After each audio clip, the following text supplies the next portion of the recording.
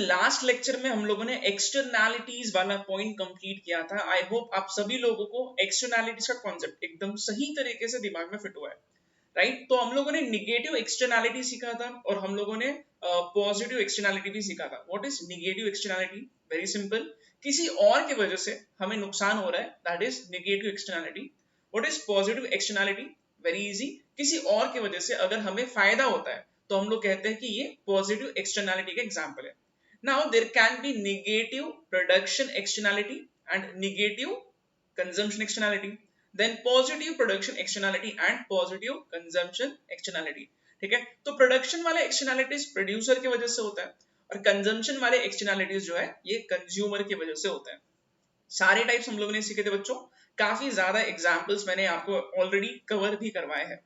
ठीक है, आज इस लेक्चर में हम लोग थोड़े कॉम्प्लिकेटेड चीजें सीखने वाले हैं, तो पहले ही आपका माइंड सेट में बना रहा हूँ। ठीक है, अगर नींद आई तो जाओ जाके चाय पी के आओ, कॉफी पी के आओ, बट इस लेक्चर में आपको बहुत ज्यादा ध्यान देना जरूरी है। बिकॉज बच्चों इस लेक्चर में जो छोटे छोटे कॉन्सेप्ट्स है वो अगर आप लोग सही तरीके से नहीं समझ पाओगे तो आगे आपको डिफिकल्ट ग्राफ्स में कॉन्सेप्चुअली हर चीज समझने में डिफिकल्टी हो सकती है, राइट? तो बच्चों आज हमें क्या क्या सीखना है, हम लोगों को ये सारे कॉन्सेप्ट्स पढ़ने हैं। ठीक है, तो देखो हम लोग अभी क्या क्या सीखने वाले हैं। Concepts of marginal private benefit, marginal social benefit and marginal cost, ये तीन कॉन्सेप्ट्स मैं आपको आज अभी समझाने वाला हूँ। ठीक बात है बच्चों, ये सब कुछ समझने के पहले यहाँ पे एक फॉर्मूला लिखा है, तो पहले मैं आपको ये फॉर्मूला जो है ये समझाने की कोशिश करता हूँ और इसका लॉजिक मैं आपको एक्सप्लेन करता हूँ। ठीक है, तो फॉर्मूला बच्चों ऐसे लिखा है कि social cost is equal to private cost plus external cost. Social cost is equal to private cost plus external cost. ठीक है, तो ये फॉर्मूला किस तरीके से बना है मैं आपको इसका यहाँ पे एक एग्जांपल सामने रखता हूँ जिससे आपको ये चीज समझ में आए। ठीक बात है, तो जो अलग से मैं आपको यहाँ पे बताता हूँ। ओके, तो अगर आप लोगों को वो टायर मैन्युफैक्चरर वाला केस अभी भी दिमाग में है, मैं आपको फिर से वो एग्जांपल सामने रख के ये एक्सप्लेन करो। बच्चों इमेजिन करो that there is a tyre manufacturer. ठीक है, एक फैक्ट्री में एक पर्सन है जो टायर मैन्युफैक्चरिंग करता है। सही बात है, अब टायर मैन्युफैक्चरिंग करने की वजह से जो कंज्यूमर है वो तो खुश है। सही बात है, कंज्यूमर खुश क्यों है? क्योंकि कंज्यूमर को टायर मिल रहा है। टायर मैन्युफैक्चरर टायर सेल करेगा कंज्यूमर को, कंज्यूमर इज एक्चुअली हैप्पी। सही बात है, ठीक है, बट ये टायर मैन्युफैक्चरर के फैक्ट्री की वजह से जो पोल्यूशन हो रहा है, ठीक है, this pollution is actually negative. Okay, ये पोल्यूशन जो है बच्चों इसकी वजह से नुकसान किसको होगा? ये पोल्यूशन की वजह से नुकसान होगा रेसिडेंट्स को। ठीक है, तो जो भी लोग इस टायर मैन्युफैक्चरर के फैक्ट्री के नजदीक रहते हैं इन्हें इसकी तकलीफ बिल्कुल पहुंच रही है, क्योंकि पोल्यूशन की वजह से ये लोग सही तरीके से नहीं रह पा रहे, राइट? तो बच्चों अगर हम लोग रेसिडेंट के पर्सपेक्टिव से ये देखें तो रेसिडेंट के लिए ये सही चीज नहीं है। Residents are not happy. Why are residents not happy? Because this is actually an example of negative production externality. कल मैंने ऐसे ही आपको एग्जांपल एक्सप्लेन किया था। ये नेगेटिव प्रोडक्शन एक्सटर्नैलिटी क्यों है? बिकॉज रेसिडेंट्स के लिए नेगेटिव है। ठीक है, तो ये यहाँ पे मैं नेगेटिव लिख देता हूँ। ठीक है, प्रोड्यूसर की वजह से रेसिडेंट्स को तकलीफ हो रही है तो ये प्रोडक्शन वाला एक्सटर्नैलिटी होगा, बराबर? So this is negative production externality. सही बात है। तो बच्चों अब देखो यहाँ पे एग्जैक्टली क्या होगा। यहाँ पे मैं आपको एक दो कॉन्सेप्ट्स यहाँ पे एक्सप्लेन करता हूँ। सी, सबसे पहले तो बच्चों अगर से एग्जाम्पल में दे रहा हूँ कि टायर मैन्युफैक्चरर को 100 रुपीज लगते हैं, कोई चीज से 100 नहीं, थोड़ा ज्यादा बढ़ा देते हैं बच्चों, यहाँ पे थोड़ा रीजनेबल करते हैं। ठीक है, ये टायर मैन्युफैक्चरर को से 1000 रुपीज लग रहे हैं एक टायर बनाने के लिए, एग्जाम्पल है। Okay, so this 1000 rupees is what? This is nothing but the total cost, total cost of manufacturing, total cost of manufacturing 1 unit of tire। ठीक है, तो ये जो टायर मैन्युफैक्चरर है ये क्या करता है? ये 1000 रुपए में अपना टायर सेल करने की कोशिश करता है। वो जो आपने इकोनॉमिक्स में ये सीखा होगा कि कोई भी चीज की कीमत हम लोग कैसे निकालते हैं। ठीक है, डिमांड सप्लाई से तो निकालते ही है, बट उसके अलावा बच्चों हम लोग यहाँ पे फैक्टर्स ऑफ प्रोडक्शन को कंसिडर करते हैं। ठीक है, इकोनॉमिक्स में टोटल 4 फैक्टर्स ऑफ प्रोडक्शन होते हैं, land, labour, capital and entrepreneur. ठीक है, तो ये सारे कॉस्ट को हम लोग ऐड करेंगे तो यहाँ पे ये 1000 रुपीज हमें मिलेगा। सही बात है, तो बेसिकली 1000 रुपए में टायर बेचा जा रहा है। कौन सेल कर रहा है टायर? वेरी सिंपल, ये टायर मैन्युफैक्चरर टायर बेच रहा है। किसको टायर बेच रहा है? कंज्यूमर को टायर बेच रहा है। कितने में बेच रहा है, 1000 रुपीज में सेल कर रहा है, ठीक बात है। अब यहाँ पे क्या होगा पता है, ये टायर मैन्युफैक्चरर ने क्या किया, अपनी चीज की कीमत निकाली, प्रॉफिट ऐड किया और उसको यहाँ पे कंज्यूमर को सेल कर रहा है 1000 रुपीज में। This 1000 rupees is actually total cost, ठीक है। टोटल कॉस्ट के अंदर हम लोग प्रॉफिट भी इंक्लूड कर रहे हैं, राइट। तो ये दिमाग में रहना नहीं चाहिए सर इसमें प्रॉफिट आया है नहीं आया, इसमें प्रॉफिट इंक्लूड हो चुका है, ऐसा आप लोग मान के चलो, ठीक बात है। अब बच्चों क्या होता है, देखो यहाँ पे ये रेसिडेंट्स नाराज है, क्यों नाराज है, बिकॉज ये टायर मैन्युफैक्चरर ने पोल्यूशन जो किया है, इस चक्कर में इन्हें जो नुकसान हो रहा है ये पैसा इनसे रिकवर अभी तक नहीं किया गया है, ठीक है। तो रेसिडेंट्स क्या करते हैं, रेसिडेंट्स जाते हैं गवर्नमेंट के पास और गवर्नमेंट के पास अपना प्रॉब्लम लेके जाते हैं। रेसिडेंट्स बोलते हैं सर ये टायर मैन्युफैक्चरर की वजह से हमें तकलीफ हो रही है, प्लीज कुछ कीजिए। तो गवर्नमेंट क्या करती है, गवर्नमेंट बोलती है ठीक है हम कुछ सोल्यूशन निकालने की कोशिश करते हैं। तो गवर्नमेंट क्या करती है, गवर्नमेंट बोलती है टायर मैन्युफैक्चरर को, देखो आपकी वजह से रेसिडेंट्स को नुकसान हो रहा है, आपने पोल्यूशन क्रिएट किया है, तो इस चक्कर में आपको इसकी भरपाई करना पड़ेगा। और ये पोल्यूशन वाला जो कॉस्ट है ना, ये 1000 रुपए में कंसिडर नहीं हुआ था। तो अब क्या होगा, वेरी सिंपल, गवर्नमेंट आती है और गवर्नमेंट बोलती है देखो अब आपको अलग से 100 रुपीज पे करना पड़ेगा, this is for pollution you have cause to the society, ठीक है। तो बच्चों यहाँ पे जो 100 रुपीज हम लोग जो ऐड करना, ये क्या है, इसको हम लोग बोलते हैं external cost. External cost, why external cost, because ये एक्सटर्नैलिटीज क्रिएट कर रहा है, निगेटिव प्रोडक्शन एक्सटर्नैलिटीज क्रिएट कर रहा है।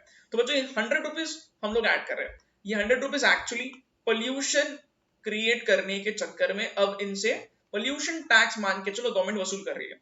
तो अब क्या होगा, वेरी सिंपल बच्चों, इस चक्कर में क्या होगा पता है, कंज्यूमर जो है ना, इसको हम लोग डीमोटिवेट कर रहे हैं। कैसे, कंज्यूमर को पहले चीज 1000 रुपए में मिलती थी, बट अब कंज्यूमर को ये टायर मैन्युफैक्चरर बोलेगा देखो पोल्यूशन क्रिएट हुआ है मेरे वजह से, तो गवर्नमेंट ने मेरे को टैक्स भरने के लिए बोला है, ये टैक्स का बर्डन मैं आप पे ट्रांसफर करता हूं।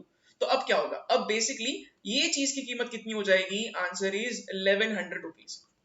This 1100 rupees is actually called as social cost. इसको हम लोग क्या बोलते हैं, इसको हम लोग नाम देंगे सोशल कॉस्ट। तो आई hope this is very simple now. Social cost क्या होता है, सोशल कॉस्ट ना ही सिर्फ प्राइवेट कॉस्ट को कंसिडर करता है। What is meaning of private cost, this 1000 is private cost, 1000 को हम लोग क्या बोलेंगे, प्राइवेट कॉस्ट। प्राइवेट कॉस्ट क्या होता है, private cost is nothing but the total cost of manufacturing which is actually incurred by tyre manufacturer, इसमें उसका प्रॉफिट भी इंक्लूड हो चुका है, ठीक है। तो एक प्राइवेट कॉस्ट को तो हम लोग कंसिडर करेंगे ही सोशल कॉस्ट में, बट अलग से गवर्नमेंट यहाँ पे इंटरवीन करती है और गवर्नमेंट बोलती है बेटा अब तेरे को एक्सटर्नल कॉस्ट का भी पैसा पे करना पड़ेगा।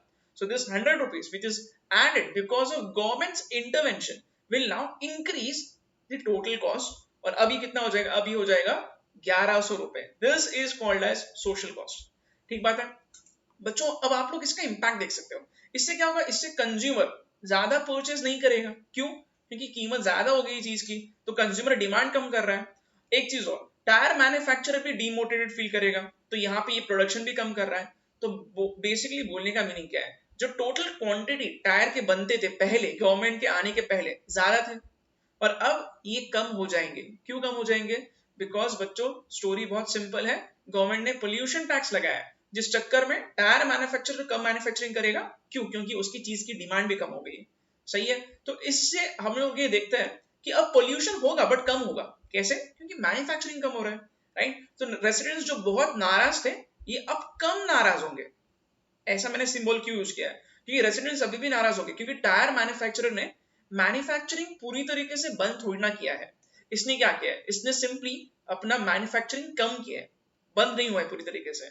और कंज्यूमर कंज्यूमर जो बहुत खुश था ये अब न्यूट्रल हो जाएगा, क्यों, क्योंकि महंगा हो गया है चीज, 100 रुपीज की वजह से अब कंज्यूमर को ये बर्डन ट्रांसफर हो रहा है, राइट। तो बच्चों हम लोग ऐसा बोल सकते हैं कि गवर्नमेंट आने की वजह से चीजों को न्यूट्रलाइज करने की कोशिश की जा रही है, इससे मार्केट पूरी तरीके से फेल नहीं होगा।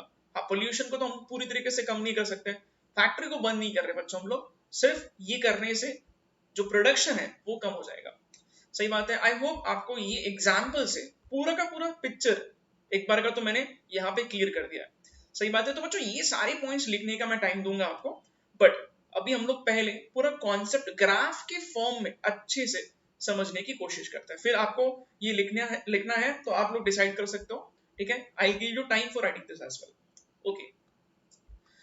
बच्चों देखो यहाँ पे ये फॉर्मूला क्या है, social cost is equal to private cost plus external cost. In our example social cost was 1100 rupees. कहां से आया, प्राइवेट कॉस्ट और एक्सटर्नल कॉस्ट का टोटल करना है।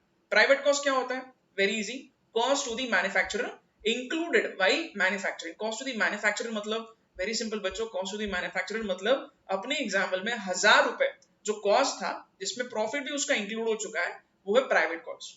एक्सटर्नल कॉस्ट क्या है, एक्सटर्नल कॉस्ट यहां लिखा है cost which society has to face due to pollution not included in the market price. इतने टाइम तक मार्केट प्राइस में ये प्राइवेट कॉस्ट में इंक्लूडेड नहीं था, तो अब गवर्नमेंट आती है और बोलती है आपको एक्सटर्नल कॉस्ट भी बियर करना पड़ेगा। तो this is how social cost is calculated.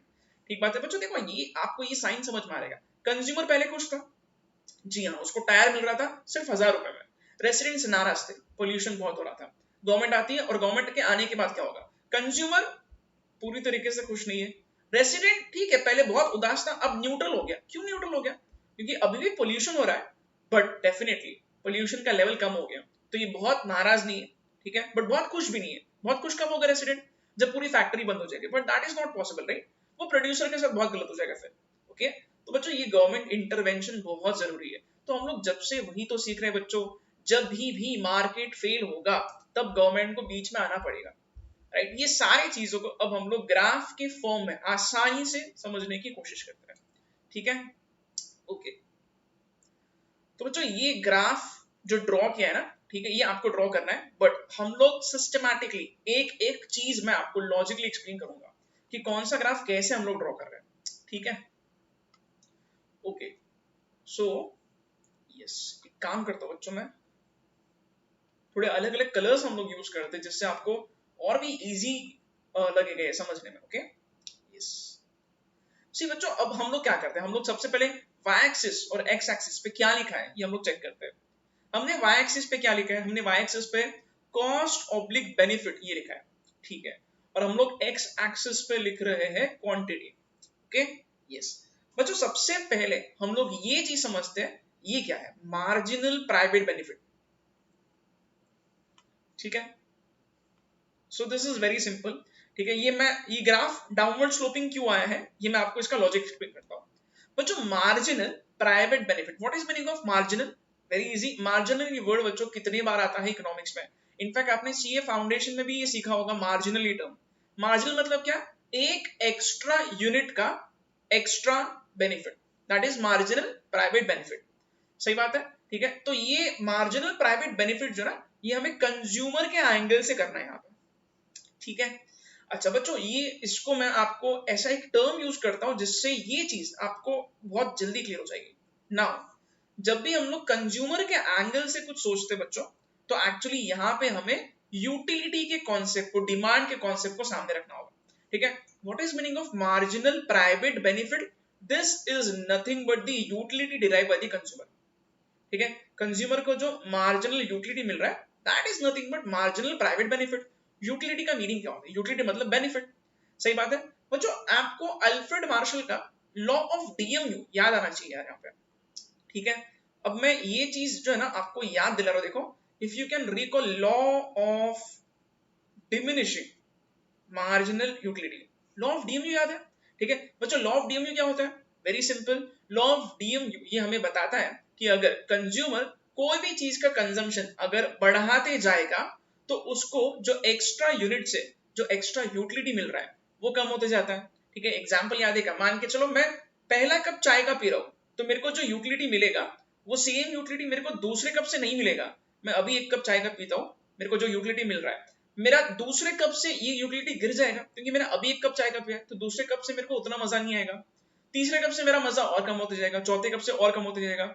Basically बोलने का मीनिंग क्या है, जैसे जैसे क्वांटिटी बढ़ेंगे वैसे वैसे जो मार्जिनल यूटिलिटी मिलता है ये कम होता जाता है। This is law of DMU. I hope आपको ये याद है बच्चों, ठीक है। मैं फिर से इसलिए बता रहा हूँ बिकॉज मेरे को लगता है कि कुछ स्टूडेंट्स की याददाश्त अगर कमजोर है तो उन्हें ये सारी चीजें याद आएगी, इसलिए मैं फिर से पूरी चीजें रिपीट कर रहा हूँ, राइट। तो बच्चों ये लॉ ऑफ डीएमयू जो है ना, इसमें क्वांटिटी और मार्जिनल यूटिलिटी का अगर हम लोग रिलेशनशिप चेक करेंगे तो क्या है, इनवर्स रिलेशनशिप है। क्वांटिटी बढ़ता है तो एमयू गिरता है।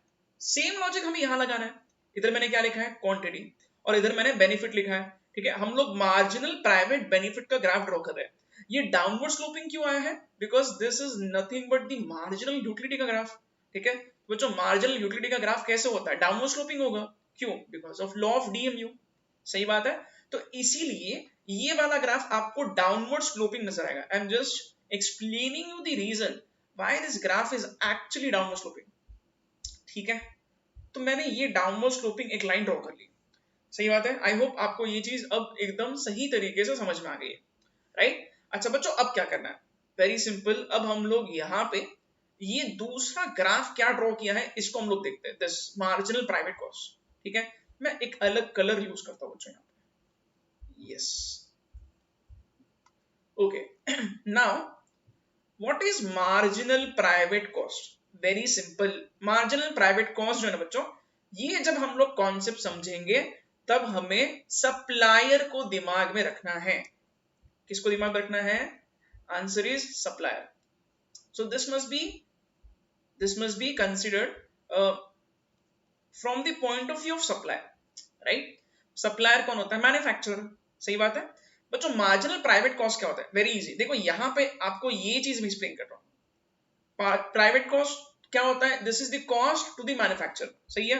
अच्छा, मार्जिनल प्राइवेट कॉस्ट, बच्चों आप लोग प्लीज इसको सही तरीके से समझना। Marginal private cost this is nothing but the total cost incurred by supplier. अभी मैंने आपको एग्जांपल भी बताया था। देखो ये चीज, ये एग्जांपल, ये प्राइवेट कॉस्ट जो इनकर किया है अपने टायर मैन्युफैक्चरर ने, तो मैंने 1000 रुपए बोला था। This is total cost of manufacturing 1 unit of tyre. एक यूनिट का खर्चा 1000 रुपए। सही बात है। बच्चों अब आपको एक सिंपल क्वेश्चन का आंसर करना है, वेरी वेरी सिंपल क्वेश्चन, ठीक है। अगर क्वांटिटी ऑफ प्रोडक्शन बढ़ेगा, ठीक है, अगर क्वांटिटी ऑफ प्रोडक्शन बढ़ेगा तो कॉस्ट जो है, टोटल कॉस्ट जो है वो बढ़ेगा या कम होगा? देखो बच्चों, अगर मैं मेरे फैक्ट्री में प्रोडक्शन बढ़ाता हूं, क्वांटिटी ज्यादा मैन्युफैक्चरिंग कर रहा हूं, मैं जितना ज्यादा टायर मैन्युफैक्चरिंग करूंगा तो मेरा total cost, I am talking about total cost, मेरा टोटल कॉस्ट क्या होगा? मेरा टोटल कॉस्ट बढ़ेगा, डेफिनेटली बढ़ेगा। सही बात है। तो बच्चों यहाँ पे इसलिए ये मेरा कॉस्ट भी बढ़ेगा। सो this is actually direct relationship. क्यों? क्योंकि क्वांटिटी बढ़ता है तो खर्चा मेरे को ज्यादा करना पड़ेगा।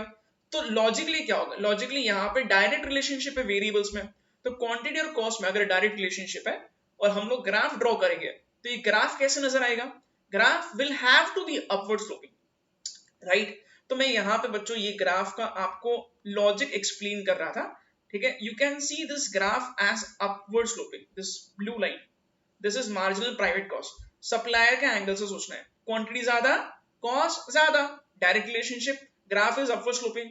Why is this graph yellow line? This is downward sloping because this is marginal private benefit and this has to be considered by keeping the consumer in mind, right? तो बच्चों कंज्यूमर क्या करता है? कंज्यूमर तो quantity ज्यादा होगा तो उसको यूटिलिटी कम मिलेगा, तो ऑटोमेटिकली ये ग्राफ जो है मेरे को डाउनवर्ड स्लोपिंग ड्रॉ करना पड़ेगा और ये अपवर्ड स्लोपिंग ड्रॉ करना पड़ेगा। सही बात है। तो इस तरीके से बच्चों ये दो ग्राफ हमने ड्रॉ किए। बच्चों अब आपको मैं एक चीज और याद दिलाता हूं।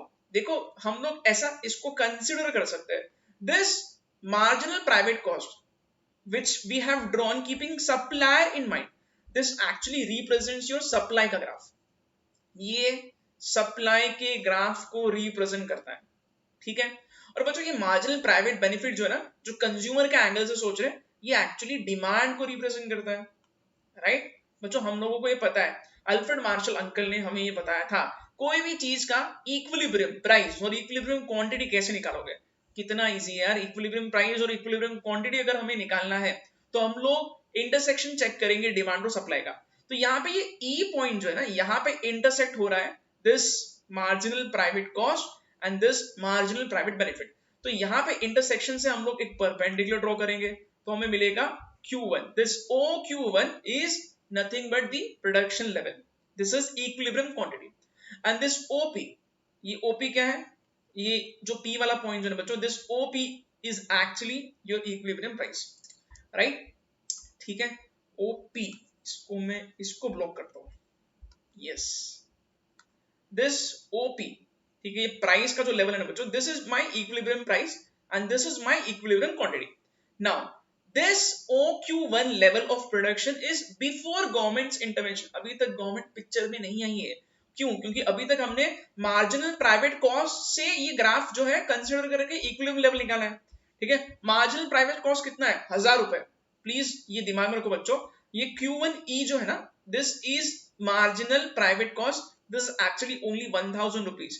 सही बात है, तो ये चीज आपको दिमाग में रखनी है, 1000 रुपए ही यहाँ पे, और 1000 रुपए यहाँ पे कस्टमर पे कर रहा है, राइट बच्चों। अब आप लोग इस चीज को समझने की कोशिश करना। देखो क्या होता है, गवर्नमेंट क्या बोलती है? गवर्नमेंट बोलती है कि बेटा तू 1000 रुपए में ये चीज को बेच रहा है, ये नहीं चलेगा। क्यों? क्योंकि तेरे वजह से पोल्यूशन हुआ है, तो हम तेरे से अलग से और पैसा वसूल करने वाले हैं, और तू तेरे पॉकेट से 100 रुपए निकाल के हमें दे। This 100 rupees is for pollution, ठीक है। इसको हम लोग एक्सटर्नल कॉस्ट भी बोलते हैं। तो अब क्या होगा, गवर्नमेंट आके बोलती है आप 1000 रुपए में ये चीज को बेच रहे हो, नहीं चलेगा, आपको ये चीज को और महंगे में बेचना पड़ेगा, because now you need to pay for the pollution tax. सही बात है, this is the external cost, बराबर। तो गवर्नमेंट क्या कहती है? गवर्नमेंट यहाँ पे आती है और गवर्नमेंट बोलती है कि ये इतना कम Q1E, this is what, this is marginal private cost, बराबर ना बच्चों। Q1E क्या है? ये मार्जिनल प्राइवेट कॉस्ट है। आप लोग ये ब्लू लाइन देख सकते हो, ये Q1E क्या है? दिस इज प्राइवेट कॉस्ट, 1000 रुपए। तो बच्चों गवर्नमेंट आके क्या बोलती है? नहीं नहीं नहीं, ये नहीं चलेगा। अब आपको क्या करना पड़ेगा? अब आपको यहाँ पे ये Q1E जो है ना, इसमें हम और एक्सटर्नल कॉस्ट ऐड करेंगे। आप लोग ये देख सकते हो बच्चों, दिस एरिया, ये अब भी मैं अलग से आपको मार्क करके बता रहा हूँ, this blue line which I drew right now is external cost, ठीक है। एक्सटर्नल कॉस्ट अपने एग्जाम्पल में कितना था? 100 रुपीज। सही बात है बच्चों, ये एक्सटर्नल कॉस्ट ऐड हो चुका है, बराबर। तो ये एक्सटर्नल कॉस्ट ऐड होने की वजह से अब क्या होगा? Very simple, external cost add हो गया, तो अब हम लोग देख सकते हैं कि एक्सटर्नल कॉस्ट ऐड होने की वजह से अब हमारा MSC कैलकुलेट होगा। What is MSC? MSC is marginal social cost, ठीक है। इसके लिए एक अलग कलर हम लोग यूज करते हैं, green colour, right, we will use this colour. Okay बच्चों, अब हम लोग क्या करें? अब हम लोग MSC के ग्राफ को सही तरीके से समझते हैं। What is MSC? MSC is marginal social cost. Marginal social cost क्या होता है? ये यहां पे मैंने एक्सप्लेन किया है। Marginal social cost is nothing but your private cost, marginal private cost plus external cost. ये आप कंसिडर कर लो तो आपको मार्जिनल सोशल कॉस्ट मिल जाएगा। सही बात है बच्चों। अब गवर्नमेंट क्या बोलती है? गवर्नमेंट बोलती है देखो ये इतना EQ1 इतने से काम नहीं चलेगा, आपको अलग से एक्सटर्नल कॉस्ट भी यहाँ पे हम लोग ऐड कर रहे हैं। तो एक्सटर्नल कॉस्ट ऐड करने की वजह से बच्चों यहाँ पे ये, इसको मैं कुछ नाम दे देता हूँ, से दिस इज A, ठीक है। तो पहले कॉस्ट कितना था? Q1E। तो अब क्या होगा? अब Q1E में AE एक्सटर्नल कॉस्ट ऐड कर दो, तो अब कितना हो जाएगा? Q1A, मतलब कॉस्ट का लेवल बढ़ चुका है, राइट। तो अब क्या होगा बच्चों? अब इसको हम लोग बोलते हैं marginal social cost, because what is marginal social cost? This is nothing but marginal private cost plus external cost. सही बात है, वही तो है, वही तो हमने फॉर्मूला भी लिखा है, राइट, ठीक है। तो बच्चों यहाँ पे AE, ये गवर्नमेंट के आने की वजह से अब इतना खर्चा बढ़ चुका है। तो अब अगर हम लोग ये मार्जिनल सोशल कॉस्ट का ग्राफ देखेंगे तो ये ऊपर की तरफ दिखाई देगा। ऑब्वियसली बच्चों, ये मार्जिनल प्राइवेट कॉस्ट के ऊपर ड्रॉ करना है मार्जिनल सोशल कॉस्ट, सही है। So this is your marginal social cost, बराबर। ये ग्रीन लाइन जो मैंने ड्रॉ किया अभी, this is marginal social cost. Why is marginal social cost above marginal private cost? Because of external cost. तो ये आप लोग देख सकते हैं, दोनों का जो गैप है, दिस इज एक्सटर्नल कॉस्ट। तो हम लोग ये बोल सकते हैं एक्सटर्नल कॉस्ट बढ़ने की वजह से, ऐड होने की वजह से मार्जिनल सोशल कॉस्ट ऊपर ड्रॉ होगा, डेफिनेटली ऊपर ड्रॉ होगा, right. This is because of governments intervention. अब देखो बच्चों क्या होगा, मार्जिनल सोशल कॉस्ट की वजह से ये सप्लाई का ग्राफ पूरा शिफ्ट ही हो गया, ठीक है। पहले सप्लाई का ग्राफ क्या था? This is supply, marginal private cost, but अब क्या हो गया? Marginal social cost. तो अब इक्विलिब्रियम कैसे निकालोगे? वेरी सिंपल, इक्विलिब्रियम के लिए सप्लाई और डिमांड का इंटरसेक्शन हम लोग देखते हैं। This is supply, this yellow line is demand. अब इंटरसेक्शन E1 से होगा, ठीक है। तो बच्चों अगर अब मैं E1 को कंसीडर करूं तो यहां से अगर मैं परपेंडिकुलर ड्रॉ करूंगा तो OQ ये मेरे को मिलेगा क्वांटिटी का लेवल, और OP1 ये मेरे को मिलेगा प्राइस का level. You can clearly see कि गवर्नमेंट आने के पहले प्राइस कितना था? OP, बट गवर्नमेंट आने के बाद में प्राइस बढ़ गया है, OP1 हो गया है। मतलब गवर्नमेंट आने के बाद में जो कंज्यूमर जो था उसको अब हम लोग बोल रहे हैं बेटा अब तू ज्यादा पैसे निकाल के दे। क्यों? क्योंकि गवर्नमेंट ने पोल्यूशन टैक्स ऐड कर दिया है। सही है ना? ठीक है, तो गवर्नमेंट के ये टैक्स ऐड करने के चक्कर में अब कंज्यूमर जो है उसको ये चीज महंगी लग रही है। एंड वी कैन सी कि कंज्यूमर कम खरीदेगा और मैन्युफैक्चरर भी इसलिए कम मैन्युफैक्चरिंग करेगा। तो आप लोग देख सकते हो पहले मैन्युफैक्चरर OQ1 मैन्युफैक्चरिंग कर रहा था, बट अब ये कम मैन्युफैक्चरिंग कर रहा है। तो गवर्नमेंट ने क्या किया? गवर्नमेंट ने दो यहाँ पे चेंजेस लाए, पोल्यूशन टैक्स ऐड कर दिया। इसकी वजह से क्वांटिटी पहले OQ1 बनता था, अब OQ ही बनेगा और उतना ही बिकेगा। ठीक है, और जो प्राइस जो था ना बच्चों, पहले OP था, अब वो बढ़ के OP1 हो गया। सो this is positive thing for the society. सही है, जो रेसिडेंट्स है उनके लिए तो ये अच्छी खबर है, राइट? सो बच्चों देखो, आप लोग ये देख सकते हो OQ1 इज ओवर प्रोडक्शन। पहले गवर्नमेंट आने के पहले बहुत प्रोडक्शन हो रहा था, इसको गवर्नमेंट ने ऑप्टिमम प्रोडक्शन कर दिया, कम कर दिया प्रोडक्शन। ठीक है, सो बेसिकली हम लोग बोल सकते हैं गवर्नमेंट मार्केट को पूरी तरीके से फेल होने से बचा रही है, राइट? तो अच्छा, ये यहाँ पे अब आप लोग ये सारी चीजें नोट कर सकते हो। मैंने रनिंग नोट्स लिखे, और रनिंग नोट्स मैं क्यों लिख रहा हूँ पता है? ताकि आप लोग आज कल परसों 1 साल के बाद 10 साल के बाद भी अगर ये चीज पढ़ोगे, आई एम वेरी श्योर आपको ये बहुत इजीली समझ में आएगा, because everything written here is self explanatory. मैं अभी तक आपको जो भी बता रहा था ये सारी चीजें यहाँ पे रनिंग नोट्स में लिखा है, स्टेप्स टू ड्रॉ मैंने लिखा है। मतलब आप लोग कभी भी इसको पढ़ के समझ सकते हो कि कौन सा ग्राफ कैसे आया है, right? So this is something जो मैं अब वापस रिपीट नहीं करूंगा, ये आपको लिखना जरूर है। बट ठीक है, तो आप लोग ये लिखना, और आपको ये बाद में आप पढ़ोगे तो आपको बहुत सही तरीके से समझ में आएगा। सही बात है बच्चों। तो यहां से नहीं, हम लोग यहां से शुरुआत करते हैं। देखो ये एग्जांपल्स हैं, so if you want to write on this thing you are free to write it down. तो ये एग्जांपल अगर आपको लिखना है तो आप लोग वीडियो को पॉज करके इसको फटाफट नोट कर सकते हो।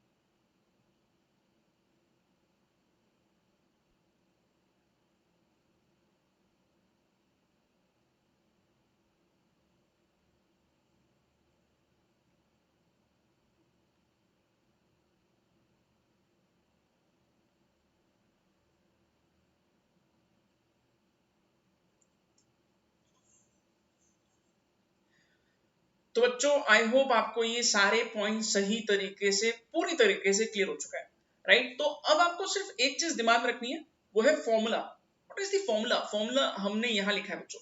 क्या formula? Social cost is equal to private cost plus external cost. I hope आपको ये अब कॉन्सेप्ट क्लियर हो गए। Marginal private benefit, marginal social benefit and marginal social cost, right? तो बच्चों ये सारे पॉइंट्स जो है अब लिखने के बाद में, ठीक है, अब एक नए कॉन्सेप्ट पे हम लोग आएंगे बच्चों, और ये कॉन्सेप्ट बहुत सही है, ध्यान देना है आपको, तो आपको ये सही तरीके से समझ में आएगा। ठीक है, ओके बच्चों, अब देखो यहाँ पे जो लिखा है ना, इसको मैं आपको एक्सप्लेन कर रहा हूँ। This is very interesting. बहुत सारे एग्जांपल्स मैं आपको देने वाला हूँ इसके भी।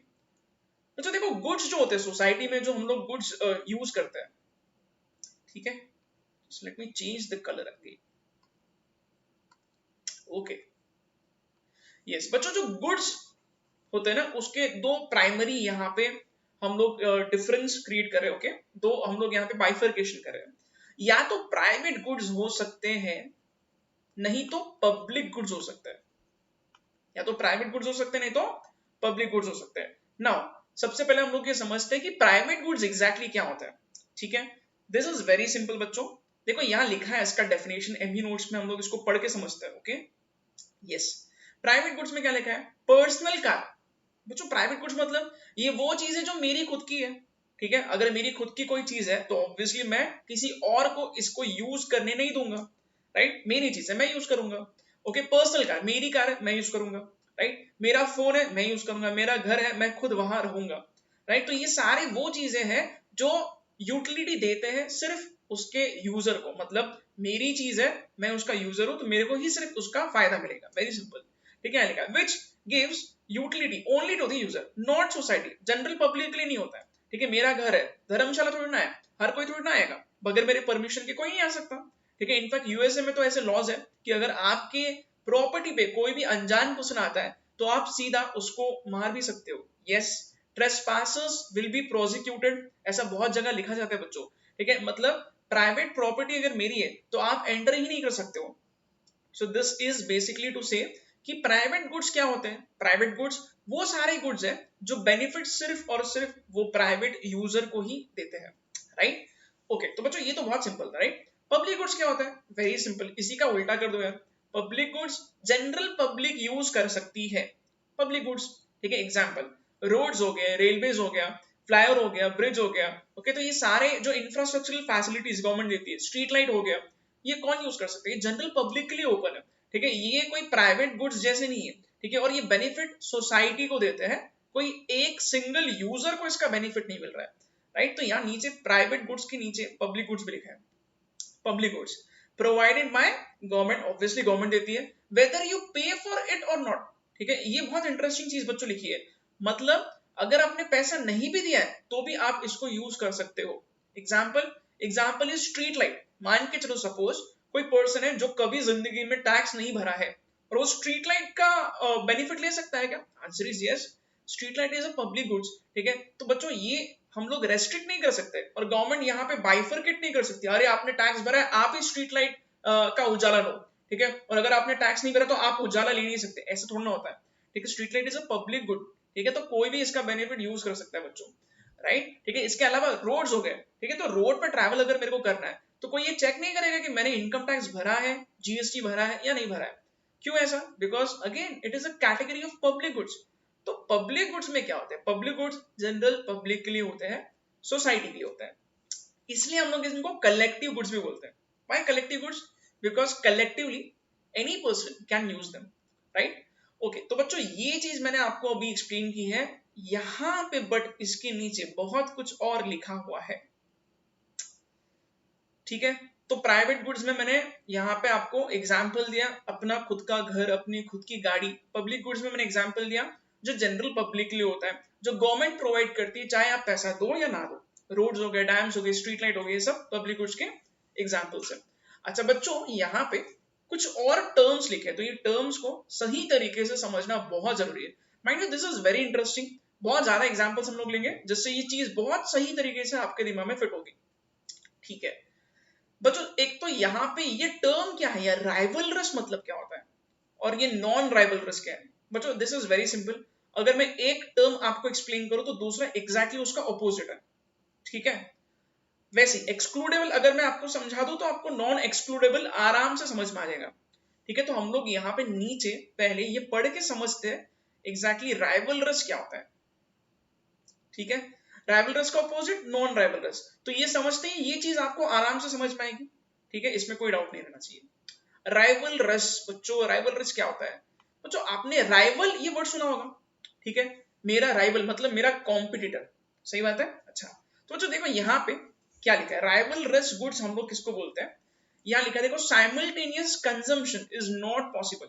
मतलब बच्चों राइवलरस गुड्स ऐसे होते हैं जो बहुत कम लोगों को बेनिफिट देते हैं, और अगर राइवलरस गुड्स को बांटा जाए, अगर राइवलरस गुड्स को बांटा जाए तो बेनिफिट कम हो जाएगा। Example very simple. ठीक है बच्चों, देखो यहाँ क्या लिखा है, simultaneous consumption is not possible. एक पिक्चर का टिकट अगर मैं निकालता हूं, अगर मैं पैसा भरता हूं एक पिक्चर के टिकट का, तो इससे एक ही पर्सन को फायदा मिलेगा ऑब्वियसली बच्चों। ठीक है, मान के चलो मैं पीवीआर में कोई पिक्चर का टिकट निकालता हूं, मैं पैसा देता हूं और मेरे को टिकट मिलता है, मैंने एक ही टिकट परचेज किया, तो वो एक टिकट से मैं एक सीट पे बैठ सकता हूँ, राइट। अब देखो बच्चों, ये जो टिकट का पैसा मैंने पे किया है मूवी एंजॉय करने के लिए, मैंने एक ही टिकट का पैसा पे किया है, this will fall into the category of rivalries. क्यों राइवलरस? क्योंकि अगर मान के चलो मैं जो सीट पे बैठ रहा हूं, अगर मैं ये मेरा जो फायदा है, बेनिफिट जो मैं एंजॉय करूं, आराम से मैं बैठता हूं पिक्चर देख रहा हूं, अगर मान के चलो मैं यही बेनिफिट बांटने की कोशिश करूंगा तो मेरा फायदा कम हो जाएगा। कैसे? मेरा दोस्त आता है, वो बोलता है यार मैंने ना पिक्चर का टिकट नहीं परचेज किया, क्या मैं तेरे सीट पे बैठ सकता हूँ? और बहुत ही अच्छा दोस्त है तो मैं उसको बोल रहा हूँ ठीक है बैठ जा। अभी मैं और मेरा दोस्त दोनों भी एक ही सीट पे बैठे, एकदम ऐसे चिपक चिपक के, तो मेरा बेनिफिट तो कम हो जाएगा, I am not comfortable at all. तीन तीन लोग बैठेंगे सेम सीट पे तो डेफिनेटली पूछने की बात ही नहीं है बच्चों, एक तो बैठ ही नहीं सकते हैं। अगर जबरदस्ती बैठ भी गए तो मेरे को जो बेनिफिट मिलेगा, I can not enjoy my movie that way. तो ये हो गया rivalrous. Again what is rival race? आप जितने लोगों में बांटोगे आपका पर्सनल बेनिफिट कम हो जाएगा। Very simple, I hope I have made this very clear. ठीक है, एग्जाम्पल बच्चों, एग्जाम्पल और क्या हो सकता है, मान के चलो मैं एक पेस्ट्री परचेस करता हूँ, ठीक है, एक बेकरी शॉप पे जाता हूँ और मैं पेस्ट्री परचेस करता हूँ, मेरी फेवरेट पेस्ट्री है, ठीक है, मेरे सामने दिख रही है और मैं खाने ही वाला हूँ कि मेरा दोस्त आता है। अब दोस्त आ गया तो उसके साथ बांटना पड़ेगा, और मैं पेस्ट्री अगर बांटूंगा तो उसके दो हिस्से हो जाएंगे, तो ऑटोमेटिकली मेरे को जो फायदा मिलने वाला था वो कम हो जाएगा। This is again rivalrous. अच्छा, अगर 5-6 दोस्त एक साथ आ गए तो मेरे को तो कुछ मिलेगा ही नहीं यार, ठीक है, तो मेरा बेनिफिट कम हो रहा है। तो अगर कोई चीज को बांटने से अगर आपका फायदा कम होता है, that is rival race, right? I hope this is clear now.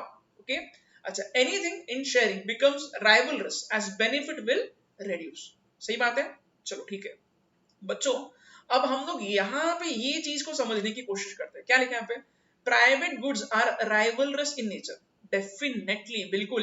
देखो, अगर मेरा खुद का फोन है तो मैं ही यूज करूंगा। अगर मान के चलो मेरा फोन है और 10 लोग यूज कर रहे हैं उसको, तो मेरा बेनिफिट तो कम ही हो जाएगा। सही बात है ना? ठीक है, हाउस, पर्सनल प्राइवेट हाउस, बच्चों मेरे घर में मैं खुद रहूंगा, सही बात है, अगर मेरा घर है तो मैं उसको सोसाइटी के लिए ओपन नहीं करूंगा। अगर कोई भी आके मेरे घर में रहता है, हर एक चीज जो है अगर मेरी यूज कर रहा है, तो क्या होगा? तो मेरा बेनिफिट तो कम ही हो जाएगा। इसलिए हम लोग बोलते हैं कि प्राइवेट गुड्स राइवलरस नेचर के होते हैं। ये सिर्फ उन्हीं को बेनिफिट देता है जो उनका यूजर है, जो उसका मालिक है, उसी को यहाँ पे फायदा मिलना चाहिए। करेक्ट बात है? ओके, अच्छा बच्चों, ये चीज हम लोग देखते हैं। अब नेक्स्ट टर्म यहाँ क्या लिखा है? Non rivalries. ओके बच्चों, राइवलरस अभी मैंने आपको एक्सप्लेन किया, नॉन राइवलरस एग्जैक्टली उसका उल्टा करना है। राइवलरस मैंने आपको कैसे समझाया? बहुत आसान है। राइवलरस में मैंने आपको ये बोला कि कोई चीज अगर आप बांटोगे और अगर आपका बेनिफिट कम होता है तो that is rivalries nature. What is non rivalries? Very simple, simultaneous consumption will not reduce the benefit. मतलब अगर लोग साथ में इसको कंज्यूम करेंगे तो कोई भी एंगल से बेनिफिट कम नहीं होने वाला है। That is non rivalrous nature. ठीक है, एग्जाम्पल पढ़ते हैं। एग्जाम्पल क्या लिखा है? One person walking under the street light won't change the utility of 10 others. कितना सही एग्जाम्पल है बच्चों। ठीक है, इसका मीनिंग क्या है? मान के चलो सपोज मैं स्ट्रीट लाइट के नीचे से चल रहा हूं, ठीक है, अभी जो स्ट्रीट लाइट मेरे को जो उजाला दे रही है, ये उजाला कम नहीं हो जाएगा अगर वो रोड पे मेरे जैसे 10 लोग और चल रहे तो। ठीक है, मैं अकेला अगर स्ट्रीट लाइट का बेनिफिट यूज करता हूं तो भी मेरे को उजाला मिलेगा। मेरे साथ 10 लोग अगर रोड पे ट्रैवल करते तो उनको भी स्ट्रीट लाइट का उजाला मिलेगा। क्योंकि मेरे साथ 10 लोग और चल रहे रोड पे, तो इससे मेरे को जो उजाला मिलने वाला है स्ट्रीट लाइट का, वो कम थोड़ी ना होगा। सही है ना? तो बेसिकली 10 लोग चलो रोड पे या 100 लोग चलो या अकेला मैं चल रहा हूं, मेरे को जो बेनिफिट मिलने वाला है वो कम नहीं होगा। So that will become example of non rivalries, right? ठीक है, तो बच्चों वही लिखा है, one person walking under the street light won't change the benefit of 10 others. सही बात है बच्चों। ठीक है, तो ये चीज मैं आपको एक्सप्लेन कर रहा था। नाउ अब ये यहाँ पे क्या लिखा है ये हम लोग पढ़ते हैं। पब्लिक गुड्स का यहाँ पे नेचर क्या होता है? Non rivalries. आप लोगों को मैं बहुत सारे एग्जांपल्स दे सकता हूँ बच्चों। Example is road. ठीक है, मान के चलो सुबह सुबह मेरी अकेली की कार रोड पे है, ठीक है, और थोड़ी देर में मान के चलो 2-3 गाड़ियां और उस रोड पे आते हैं मेरे साथ में। अब हम लोग चल रहे हैं बच्चों, मैं गाड़ी चला रहा हूँ और मेरे अलावा 2-3 लोग और गाड़ी चला रहे हैं, तो इससे मेरा बेनिफिट एज सच कुछ ड्रास्टिकली कम होगा क्या? नो। ठीक है, मेरे को ज्यादा कुछ फर्क नहीं पड़ेगा, क्योंकि मेरे साथ अगर उस रोड पे 2-3 लोग और भी अगर ड्राइव करते हैं तो इससे मेरा बेनिफिट कम होने वाला नहीं है। हेंस हम लोग बोल रहे हैं कि public goods non rivalrous nature के होते हैं, यानी कि एक साथ काफी लोग उसको यूज कर सकते हैं। Another example could be, suppose एक बहुत बड़ी ट्रेन है और मैं अकेला उस ट्रेन में ट्रैवल कर रहा हूँ, या फिर मेरे साथ 10 लोग और ट्रैवल कर रहे हैं, तो मेरा तो बेनिफिट कम नहीं होने वाला है। ठीक है, अगर दूसरे बोगी में अगर कुछ लोग ट्रैवल कर रहे हो और मैं अलग से ट्रैवल कर रहा हूं, तो मेरा बेनिफिट जो मैं डिराइव कर रहा हूं ट्रेन में ट्रैवल करने का, वो कोई हालत में कम नहीं होगा। राइट? ट्रेन एक पर्सन को लेके जा रही है या 10 लोगों को लेके जा रही है, इससे कुछ बेनिफिट हमारा कम नहीं होता है। So that is non rivalrous nature. सही बात है? ठीक है, I hope this is clear now. Rivalrous बांटोगे बेनिफिट कम होगा, नॉन राइवलरस आपको कुछ फर्क नहीं पड़ेगा कि आप यहाँ पे आपके साथ अगर 10 लोग भी वो चीज को यूज करते तो आपका बेनिफिट कम नहीं होगा। ठीक है, okay, so this is again example of non rivalries. Okay, अच्छा बच्चों, अब राइवलरस नॉन राइवलरस हो गया ना। अब एक्सक्लूडेबल नॉन एक्सक्लूडेबल, हम लोग ये चीजों को समझते हैं। वेरी सिंपल, बहुत आसान है। एक्सक्लूडेबल मैं अगर ये टर्म समझा दूं तो ये ऑटोमेटिकली क्लियर होगा, राइट? चलो ठीक है। एक्सक्लूडेबल क्या होता है बच्चों, आपको इस वर्ड का मीनिंग बहुत आसानी से समझ में आएगा, बिकॉज अगर आप लिटरल इसका मीनिंग निकालोगे तो आपको ये जल्दी समझ में आएगा। एक्सक्लूड करना मतलब निकालना। What is meaning of excludable goods? बच्चों एक्सक्लूडेबल गुड्स जो होते हैं ये वो गुड्स होते हैं जिसका बेनिफिट हम लोग उन्हीं को देंगे जिन्होंने पैसा पे किया। हम लोग बाकी सारे लोग जो पैसा नहीं पे कर रहे उनको एक्सक्लूड कर देंगे। Excludable, right? ठीक है, तो ये देखो क्या लिखा है यहाँ पे, मतलब हम लोग किसी भी लोगों को यहाँ पे इसमें इंटरफेयर करने नहीं देंगे, एक्सक्लूड कर देंगे। ठीक है, मतलब बोलने का मीनिंग है कि एक्सक्लूडेबल गुड्स सिर्फ सेलेक्टेड लोगों को ही इसका बेनिफिट पहुंचाते हैं। Excludable, we can exclude others from using these goods. ठीक बात है, जैसे कि पर्सनल एसेट्स लिखा है, मतलब पर्सनल एसेट्स एक्सक्लूडेबल नेचर के होते हैं। फॉर एग्जांपल मेरा लैपटॉप है, तो मैं किसी और पर्सन को क्या एक्सक्लूड कर सकता हूँ यूज करने से? Answer is yes. मैं क्या बोलूंगा, मेरा लैपटॉप तू कैसे यूज कर रहा है, ये मेरी चीज है, मैं यूज करूंगा। मेरा फोन कोई और पर्सन उसको मान के चलो हाथ भी लगाता है, तो मैं क्या बोलूंगा, ये रख नीचे, मेरी मेरी चीज है, तू हाथ कैसे लगाया? सो दिस इज बेसिकली एक्सक्लूडेबल, मतलब मेरी अगर कोई चीज है तो मैं एक्सक्लूड करूंगा पूरी दुनिया को उसको यूज करने से। मैं मेरे गुड्स को खुद यूज करना पसंद करता हूं, तो बाकी सब लोगों को मैं एक्सक्लूड कर रहा हूं। सही है? So this is the meaning of excludable, means you can exclude anyone else from using those goods, right? ठीक है, तो पर्सनल एसेट्स यहां पे आ गए बच्चों। What is non excludable?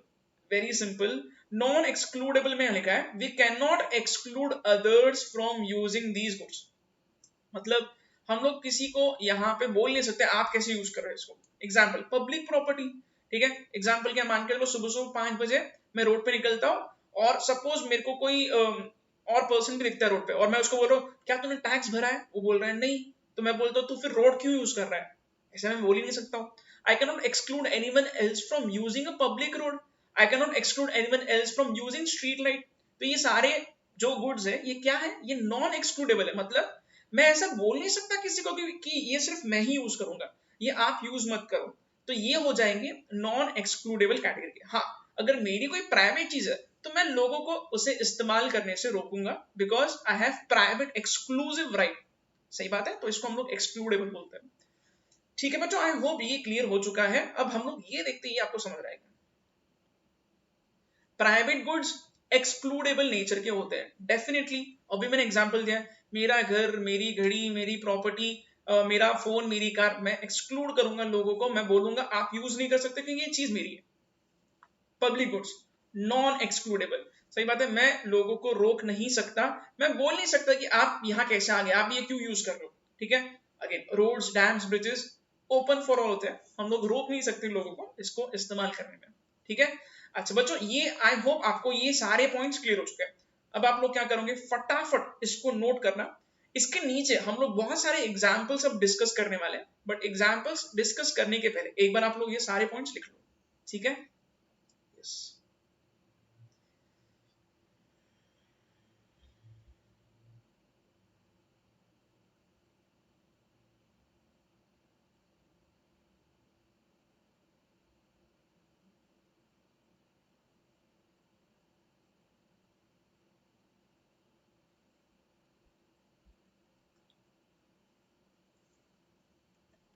Okay बच्चों, अगर आपने ये सारे पॉइंट्स लिख दिए हैं तो अब हम लोग इसके कुछ एग्जाम्पल्स कंसिडर करते हैं यहाँ पे।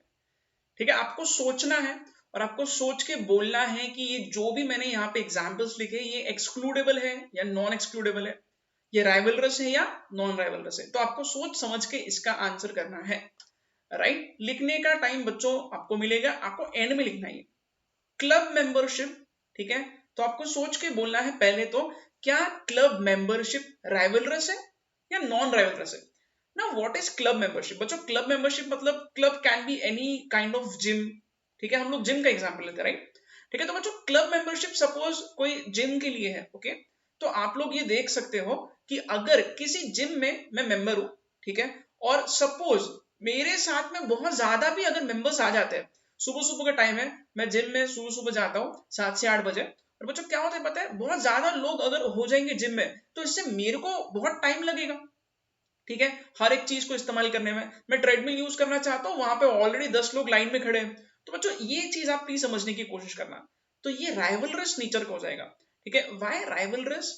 बिकॉज यहाँ पे मेंबर्स अगर ज्यादा होंगे तो मेरे को जो बेनिफिट मिलना चाहिए वो कम हो जाएगा, ठीक बात है। So this is rivalries in nature, rivalries in nature. क्यों? क्योंकि बाकी लोगों की वजह से मेरा बेनिफिट कम होगा, मेरे को बहुत ज्यादा वेटिंग टाइम मेरा बढ़ जाएगा, ठीक है, ओके। अच्छा बच्चों, अब ये आपको बोलना है, क्या क्लब मेंबरशिप सभी के लिए ओपन होता है, कोई भी आ सकता है क्या जिम में, या फिर सिर्फ सेलेक्टेड लोग आ सकते हैं जिसने पैसा पे किया है? बच्चों इसका आंसर है दिस इज क्लियरली एक्सक्लूडेबल। हम लोग सारे वो लोगों को निकाल सकते हैं जिन्होंने पैसा नहीं भरा है, ठीक है। तो हम लोग ऐसा बिल्कुल ये राइट रखते हैं लोगों को निकालने का जिन्होंने पैसा पे नहीं किया है, ठीक है। This is not open for all, this is clearly excludable. Excludable क्यों बोल रहा हूं मैं? क्योंकि हम लोग नॉन मेंबर्स को एक्सक्लूड कर देंगे, सही बात है, hence this is excludable, right, okay. चलो ठीक है बच्चों, ये चीज आई होप आपको समझ में आ रही है, ओके। राइवलरस क्यों? क्योंकि मेरा बेनिफिट कम हो जाएगा, वेटिंग टाइम बढ़ जाएगा जैसे मेंबर्स बढ़ेंगे।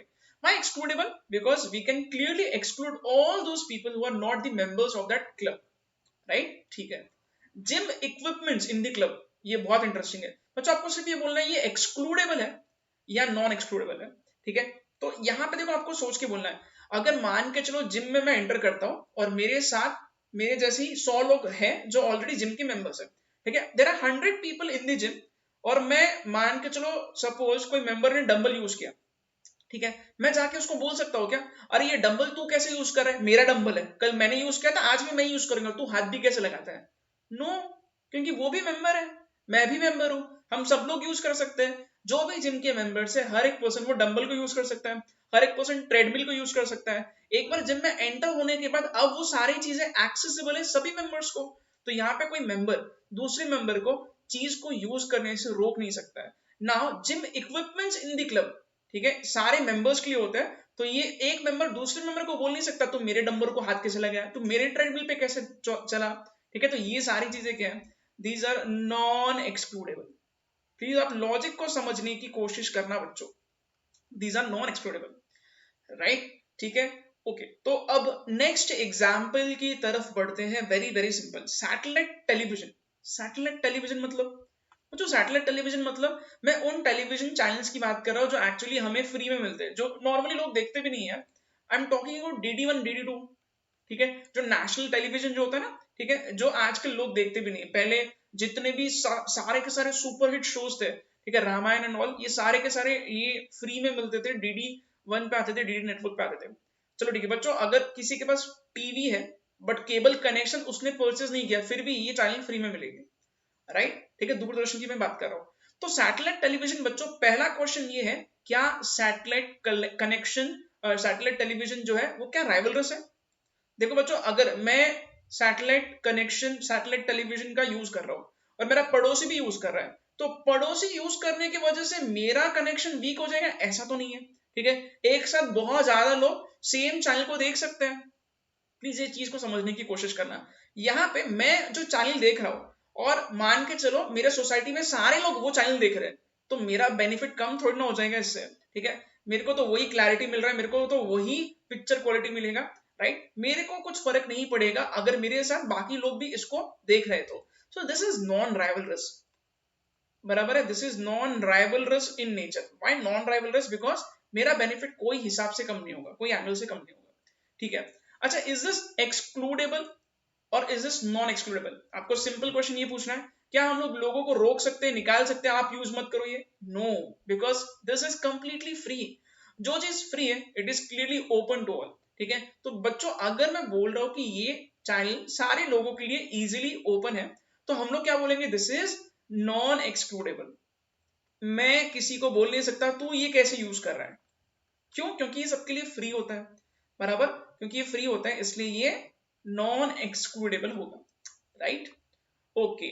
नाउ केबल टेलीविजन और इसमें फर्क है बच्चों। केबल टेलीविजन में यहाँ टाटा स्काई का एग्जांपल दे सकता हूं, सही बात है। मान के चलो टाटा स्काई जो सर्विसेज देती है it is not free, clearly ये दिमाग में रखो, ठीक है। अच्छा, मान के चलो मेरे सोसाइटी में जितने भी लोग हैं सारे के सारे टाटा स्काई के यूजर्स है, तो क्या मेरा पड़ोसी टाटा स्काई का कुछ सब्सक्रिप्शन लेता है और मैं भी टाटा स्काई का सब्सक्रिप्शन ले रहा हूँ, तो बच्चों यहाँ पे क्या मेरा फायदा कम हो जाएगा अगर मेरे पड़ोसी ने भी टाटा स्काई लिया है? तो आंसर इज नो। ठीक है, अगेन सेम कहानी, this is therefore non rivalrous, क्योंकि मेरे को फर्क नहीं पड़ेगा कि अगर मेरे साथ सेम चैनल मेरा पड़ोसी या फिर कंट्री में बहुत ज्यादा लोग एक साथ भी देखेंगे, तो मेरे को जो सर्विसेज मिलना चाहिए वो सेम सर्विसेज मेरे को मिलेंगे। सही बात है। This is again excludable. क्यों एक्सक्लूडेबल? क्योंकि टाटा स्काई वाले बोलेंगे बेटा ये फ्री नहीं है, हम लोगों सारे लोगों को एक्सक्लूड कर देंगे, सर्विसेज नहीं देंगे जिन्होंने पैसा नहीं दिया है। सही है ना, because this is not free, not free. बच्चों यहाँ पे आप लोग नेटफ्लिक्स भी लिख सकते हो, सही बात है ना, नेटफ्लिक्स इज नॉन राइवलरस। ठीक है, मेरे साथ इंडिया में बहुत ज्यादा लोग नेटफ्लिक्स का सब्सक्रिप्शन खरीद चुके हैं, तो वो घर पे अगर नेटफ्लिक्स देखते हैं तो मेरे को भी अगर मैं नेटफ्लिक्स देख रहा हूं तो मेरा बेनिफिट कम नहीं होगा, नॉन राइवलरस। बट एक्सक्लूडेबल बिल्कुल है, डेफिनेटली। क्यों? क्योंकि नेटफ्लिक्स का सब्सक्रिप्शन जो लेता है उसी को ये चीज मिलेगी। ठीक है, so this is again excludable, we can exclude all those people for not paying for that, right? ठीक है, so this is not free. Okay, चलो ठीक है बच्चों, अब यहाँ पे नेक्स्ट पॉइंट पे आते हैं, पर्सनल वाईफाई। पर्सनल वाईफाई, मेरा खुद का वाईफाई, पर्सनल वाईफाई। ठीक है, so this is what, this is rivalrous. Why rivalrous? मेरा वाईफाई है, मेरे पड़ोसी को समझ में आ गया पासवर्ड, और मैं देख रहा हूँ यार मेरे को इंटरनेट स्पीड बहुत कम मिल रहा है। क्यों? क्योंकि मेरा पड़ोसी भी यूज कर रहा है। तो अगर मान के चलो वाईफाई जैसी चीज अगर मेरा पड़ोसी और मैं दोनों भी हम लोग यूज कर रहे हैं, तो मेरा स्पीड कम हो जाएगा, तो मेरा बेनिफिट डेफिनेटली कम होगा, राइट? ठीक है, अच्छा, therefore this is rivalrous because internet speed कम हो रहा है मेरा, क्योंकि मैं इसको शेयर करता हूं। तो ओके, अगेन, अच्छा ये एक्सक्लूडेबल है या नॉन एक्सक्लूडेबल है? Can I exclude others from using it? Definitely, ये प्राइवेट है यार, पर्सनल है। ठीक है, अगर मैं इसको पासवर्ड लगा दूं, then I'm clearly excluding this. I'm excluding all others who have not paid for that thing. ठीक है, तो ये excludable है, right? ठीक है, पब्लिक वाईफाई क्या होता है बच्चों? पब्लिक वाईफाई अगेन फ्री में वाईफाई है। ठीक है, नॉर्मली हम लोग देखते हैं एयरपोर्ट्स पे या फिर फॉर दैट मैटर कैफेज में होता है। ठीक है, ये पब्लिक वाईफाई फ्री होता है। ओके, कैफेज का हम लोग एग्जांपल नहीं लेंगे, हम लोग एयरपोर्ट जैसे पब्लिक प्लेस का एग्जांपल लेंगे जहां पे हर एक पर्सन उसको यूज कर सकता है। ठीक है, तो public wifi which is actually free for all, everyone, anyone can use it. ठीक है, क्या ये राइवलरस है? आंसर इज यस, डेफिनेटली, क्योंकि बहुत ज्यादा लोग अगर यूज करेंगे तो स्पीड स्लो डाउन हो जाएगा, बिल्कुल ऐसा होता है। ठीक है, तो बच्चों देखो, अगर आपने इंटरनेट यूज किया तो आपको ये बिल्कुल ये आप एक्सपीरियंस कर सकते हो कि आप अगर कोई मूवी डाउनलोड कर रहे हो और कोई और पर्सन भी इंटरनेट यूज कर रहा है तो आपको स्पीड कम मिलेगा, बराबर ना? तो ये क्या हो गया, this is rivalries in nature, and this is what, this is non excludable. Why non-excludable? Because we cannot exclude people. सही बात है, क्योंकि पब्लिक वाईफाई है। ठीक है, दिस इज फ्री, बराबर ना? This is free, therefore this is non-excludable. Okay, admission in brilliant academy coaching class में अगर आपको एडमिशन लेना है, अगर आपको ब्रिलियंट एकेडमी में एडमिशन लेना है तो क्या होगा बच्चों? This is very simple. अभी देखो यहाँ पे पहले तो आपको ये बोलता हूँ, ये राइवलरस हो गया, नॉन राइवलरस होगा। फॉर एग्जाम्पल, अगर आपने वीडियो लेक्चर्स परचेज किए, ठीक है, और आपके साथ आपके दोस्त ने भी वीडियो लेक्चर्स परचेज किए, तो आपका बेनिफिट कम नहीं होगा क्योंकि आपके दोस्त ने भी इसको खरीदा है। मतलब एक साथ बहुत ज्यादा लोग अगर हमारे सर्विसेज यूज करते हैं तो आपका बेनिफिट कम नहीं होने वाला है इससे, राइट? बच्चों ये आप लोग फिजिकल लाइव क्लासेस का भी यहाँ पे एग्जाम्पल ले सकते हो। मान के चलो एक क्लासरूम में 10 स्टूडेंट्स बैठे हैं, ठीक है, और मैं स्टूडेंट्स को बढ़ा के अगर 20 कर दूं तो जो 10 स्टूडेंट्स है इनको जो नॉलेज मिलेगा ये कम नहीं हो जाएगा? हाँ, ऑफकोर्स कोई ये आर्ग्यू कर सकता है सर बहुत ज्यादा बच्चे होंगे तो डिस्टर्बेंस होता है, ठीक है, बट हम लोग ये अज्यूम करके चलते हैं कि सारे बच्चे डिसिप्लिन है। 10 बच्चे बैठो या 100 बैठो, किसी को कुछ ज्यादा फर्क नहीं होना चाहिए। So this can be considered as non rivalrous in nature. तो यहां लिख रहा हूं, this is non rivalrous because benefit which is being received by a student will not be reduced if others are also using the services, right? अच्छा, और क्या ये excludable है? Answer is definitely yes, this is excludable. हम लोग सिर्फ उन्हीं को एडमिशन देंगे जो पैसा देगा, अदरवाइज हमारा घर कैसे चलेगा? सो this is excludable because this is not free. सही बात है बच्चों, okay, this is not free. Okay, so this is how you should consider the examples. आपको थोड़ा दिमाग लगाना है, ऑटोमेटिकली आंसर आएगा। आई होप इतने सारे एग्जाम्पल से आपको rivalries, non rivalries, excludable, non excludable सारी चीजें समझ में आए। अब आपको क्या करना है बच्चों आप प्रैक्टिकली आपके इर्द गिर्द जितने भी चीजें होते हैं थोड़ा आप है ना इसको लॉजिकली समझने की कोशिश करना। मैंने आपको कल के लेक्चर में भी बोला था बच्चों कि जो भी एक्सटर्नैलिटीज है, ठीक है, पॉजिटिव, निगेटिव, प्रोडक्शन, कंजम्पशन, आपको प्रैक्टिकली जो भी आपके आसपास चल रहा है उसको आप सोचने की कोशिश करो। This will make economics even more interesting, right? और ये सारे भी बच्चों आप लोग अब थोड़ा बहुत सोचने की कोशिश करना, जो भी आपके इर्द गिर्द हो रहा है, rivalries, non rivalries, excludable, non excludable, ये आपको जल्दी समझ में आएगा, ठीक है? तो आप लोग अब ये एग्जांपल्स को नोट कर सकते हो।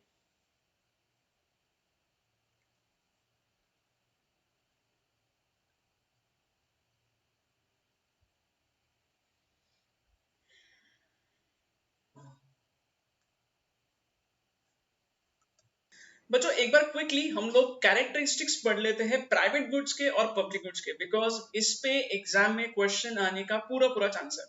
सही बात है, he can ask you in the exam explain the characteristics of private goods. तो बच्चों हमें ये सारे पॉइंट्स लिखना पड़ेगा और ये बहुत इजी है क्योंकि हमने इतने सारे एग्जाम्पल्स ऑलरेडी कर लिए, राइट? तो बच्चों अब हम लोग एक एक करके देखते हैं कि एग्जैक्टली क्या क्या फीचर्स होते हैं, क्या क्या कैरेक्टरिस्टिक्स होते हैं प्राइवेट गुड्स के। ओके, सबसे पहले तो यहाँ लिखा है private goods refer to those goods that yield utility to people. ठीक है, तो सिर्फ स्पेसिफिक लोगों को फायदा मिलता है प्राइवेट गुड्स का, राइट? जनरल पब्लिक को, सोसाइटी को फायदा नहीं मिलेगा, ठीक है? Owners of private goods can exercise private property rights and can prevent others from using the good और कंज्यूमिंग देयर बेनिफिट्स। यस, तो अगर मान के चलो प्राइवेट गुड्स है, मेरी कोई प्राइवेट प्रॉपर्टी है, तो मैं बाकी लोगों को एक्सक्लूड कर सकता हूं, मैं सिर्फ खुद ही उसको यूज करने का राइट रखता हूँ। सही बात है, जैसे कि मैंने आपको एग्जाम्पल भी बोला था बच्चों कि बहुत जगह ऐसे मार्क्स होते हैं कि मेरे प्राइवेट प्रॉपर्टी पे कोई अगर ना आए, ये मैं चाहता हूँ, तो मैं वहां लिख देता हूँ ट्रेसपासर्स विल बी प्रोसिक्यूटेड, यानी कि जो भी पर्सन ट्रेसपासिंग करेगा, यानी कि बगैर मेरे परमिशन के अगर मेरे प्रॉपर्टी में कोई एंटर करता है, तो मैं उसको बिल्कुल मेरे हिसाब से मैं लॉ बना के उसको ट्रीट कर सकता हूँ। सही बात है, so this is again something which private goods have, right? तो ये इसका फीचर है। ओके, चलो नेक्स्ट देखते क्या लिखा है। Private goods are rivalrous in nature.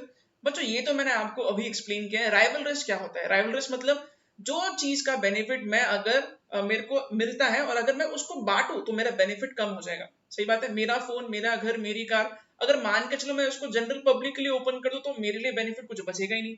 सही है, ओके, तो और क्या लिखा है? Private goods are excludable, that is it is possible to exclude और prevent consumers who have not paid for them from consuming them और हैविंग एक्सेस टू देम। तो जिसने पैसा नहीं दिया है, ठीक है, उसको वो चीज मिलना भी नहीं चाहिए। तो अगर मैंने पैसा पे करके कोई चीज खरीदी है, तो वो चीज का फायदा मैं खुद एंजॉय करूंगा और मैं बाकी लोगों को एक्सक्लूड कर सकता हूं उसको यूज करने से। ठीक है, और क्या लिखा है? Private goods do not have free rider problem. बच्चों ये फ्री राइडर प्रॉब्लम ये कॉन्सेप्ट है, ठीक है, ये हम लोग इस यूनिट में ही सीखने वाले हैं। ओके, तो मोस्टली नेक्स्ट वीडियो में शायद ये फ्री राइडर प्रॉब्लम का मैं आपको पूरा कॉन्सेप्ट एक्सप्लेन कर दूंगा, बट अभी क्योंकि ये वर्ड यहाँ आया है तो मैं आपको एक बार फ्री राइडर प्रॉब्लम का कॉन्सेप्ट ऊपर से ही थोड़ा बता देता हूँ। ठीक है, तो बच्चों देखो फ्री राइडर प्रॉब्लम क्या होता है। This is a very interesting concept. Okay, free rider, free rider problem, सही बात है बच्चों। फ्री राइडर प्रॉब्लम में क्या होता है पता है? कुछ लोग कोई चीज का पैसा पे किए बगैर वो चीज को एंजॉय करते हैं, तो अब उनको वो पैसा देने का बिल्कुल मन ही नहीं करेगा। I am giving you to examples जिससे फ्री राइडर प्रॉब्लम का कॉन्सेप्ट एटलीस्ट आपको समझ में आएगा। ठीक है बच्चों, देखो मान के चलो से कोई स्कूल का प्रोजेक्ट है, ठीक है, कोई स्कूल का प्रोजेक्ट है। नॉर्मली क्या होता है जब स्कूल्स में प्रोजेक्ट सबमिट करने होते हैं, तो जो स्कूल का जो टीचर होता है वो क्या करता है, वो अलग अलग ग्रुप्स बनाता है। तो सपोज मान के चलो कि क्लास टीचर ने बोला है कि 4 बच्चों का टीम बनेगा और 4 बच्चों ने मिलके वो प्रोजेक्ट सबमिट करना है। ठीक है, तो टीम में 4 स्टूडेंट्स होने चाहिए और चारों स्टूडेंट्स मिलके वो प्रोजेक्ट बना के सबमिट करना चाहिए। ठीक है बच्चों, देखो हर बार ऐसा बिल्कुल हुआ रहेगा, आपके साथ भी हुआ रहेगा, मेरे साथ तो ऐसे डेफिनेटली हुआ है। तो जब भी प्रोजेक्ट में कुछ काम करना है मिलके, तो हमेशा ऐसा होता था कि हमारे टीम में से एक ऐसा बिल्कुल दोस्त रहता था जो कुछ भी काम नहीं करता था बट फिर भी क्रेडिट पूरा लेके जाता था। ठीक है, तो बच्चों यहाँ एग्जैक्टली क्या हो रहा है, मान के चलो टीम बनाई गई है 4 स्टूडेंट्स की। इसमें से क्या हो रहा है, इसमें से पहला स्टूडेंट काम करता है, दूसरा स्टूडेंट भी काम करता है, तीसरा स्टूडेंट भी काम करता है, जो चौथा स्टूडेंट है ना, ये क्या बोल रहा है, ये बोल रहा है यार मेरा है ना यहाँ पे ये प्रोजेक्ट में आपको सपोर्ट करना नहीं होगा प्लीज, बट है ना मेरा नाम इस प्रोजेक्ट में बिल्कुल रहने दो। ठीक है, तो बच्चों क्या हुआ यहाँ पे, बेसिकली प्रोजेक्ट बनाना चाहिए था 4 बच्चों को, बनाया कितने लोगों ने, सिर्फ 3 स्टूडेंट्स ने यहाँ पे प्रोजेक्ट को बनाया, और जो चौथा स्टूडेंट है वो बगैर काम किए उसका फायदा ले रहा है। So this is actually called as free rider. Free rider मतलब मुफ्त में इसका काम हो चुका है, बगैर एफर्ट लगाए। तो ये फोर्थ स्टूडेंट जो है ना, ये क्या कर रहा है, he is actually enjoying that free ride. सही बात है। तो यहाँ पे ये फ्री राइडर प्रॉब्लम को हम लोग समझते हैं। बच्चों क्या होता है पता है, फ्री राइडर प्रॉब्लम की वजह से कुछ लोग जो इस तरीके से जुगाड़ निकालते हैं और बगैर काम के बच जाते हैं, इन्हें आदत सी हो जाती है, and this is where market failure will occur, right. एक और एग्जांपल देता हूं बच्चों, जिससे आपको ये चीज समझ में आएगी। ओके बच्चों, ये देखो यहाँ पे एक और एग्जांपल मैं दे रहा हूँ, बड़ा इंटरेस्टिंग सा एग्जांपल। Yes, I remember there was this student, हमारे क्लास में एक स्टूडेंट था, वो दूसरे जगह से यहाँ आया था पढ़ने के लिए, राइट। तो वो इतना इंटेलिजेंट था कि वो इतने टाइम तक उसने रोज वो क्लास आता था, ठीक है, उसके रूम से जहां वो रहता था वहां से वो रोज क्लास आता था। रूम का और क्लास का डिस्टेंस 2-3 किलोमीटर का था, बट उसने एक बार भी गाड़ी का खुद के गाड़ी का इस्तेमाल नहीं किया, और वो एक बार भी ऑटो का पैसा भी नहीं देता था। वो क्या करता था पता है, he used to ask people for lift. ठीक है, मतलब बेसिकली वो लिफ्ट मांगता था लोगों से लिफ्ट मांगता था, और वो रोज क्लास टाइम पे आता था और वो भी फ्री में आता था। बच्चों, जो स्टूडेंट एक्चुअली पैसा दे के आना चाहिए था क्लास में, वो फ्री में आ रहा है, क्यों? क्योंकि उसको पता है कि काम फ्री में हो सकता है, तो पैसा क्यों दे, right. So this is again free rider problem. मतलब रोज लिफ्ट मांगता था अजनबी लोगों को, और रोज उसको लोग जो है वो लिफ्ट देते थे, और इस चक्कर में उसने काफी पैसा बचाया। This is again free rider problem.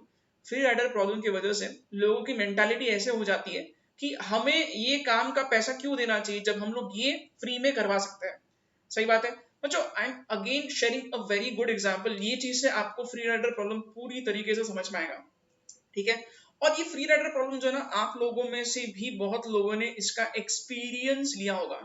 Netflix का सब्सक्रिप्शन, ठीक है बच्चों, अगर कोई पर्सन नेटफ्लिक्स का सब्सक्रिप्शन परचेस करता है, ठीक है, तो उसमें ऐसे ऑप्शंस होते हैं कि वो शेयर कर सकते हैं। बेसिकली नेटफ्लिक्स का सब्सक्रिप्शन अगर मैं परचेस करूं, तो मैं मेरे फ्रेंड को उसका यूजर आईडी पासवर्ड शेयर कर सकता हूं, और मेरा फ्रेंड भी अगेन उसको यूज कर सकता है। नेटफ्लिक्स का जो सब्सक्रिप्शन जो मैंने परचेस किया वो मेरा फ्रेंड फ्री में यूज कर रहा है।